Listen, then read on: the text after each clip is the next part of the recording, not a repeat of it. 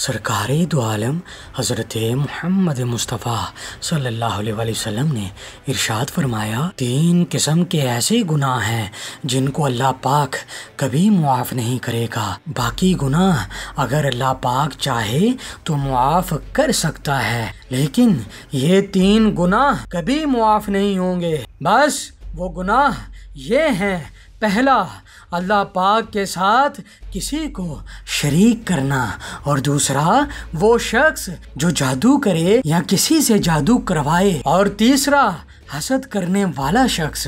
बस वो लोग जो अल्लाह पाक के साथ शिर्क करते हैं तो अल्लाह पाक उनको कभी मुआफ़ नहीं फरमाएगा, और वो लोग जो जादू और हसद करते हैं उनकी तमाम इबादत रद्द कर दी जाएंगी। बस अगर अल्लाह पाक की रज़ा चाहते हो तो इन तमाम गुनाहों से सच्चे दिल से तौबा कर लें। अल्लाह पाक हमको तमाम अहादीस पर अमल करने की तौफीक अता फरमाए।